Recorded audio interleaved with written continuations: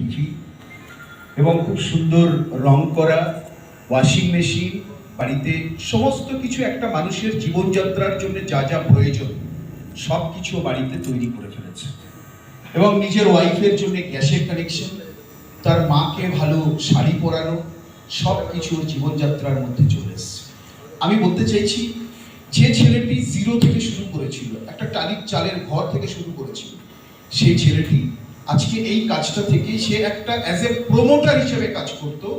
ও আজকের ডেটে minimum 3-4-5টা team চালায়, যাদেরকে অ্যারেঞ্জ করে, তাদেরকে টিমটাকে অ্যারেঞ্জ করে তাদেরকে সেই কাজটা করায় তাদেরকে দিয়ে।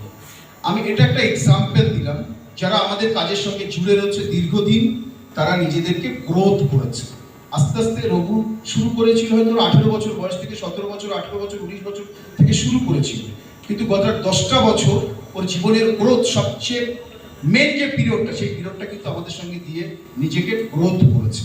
এটা একটা এক্সাম্পল। জগৎ, আমি আরেকজনকে ডেকে নেব, আমি একটু মিঠুন চলে এসে মিঠুন।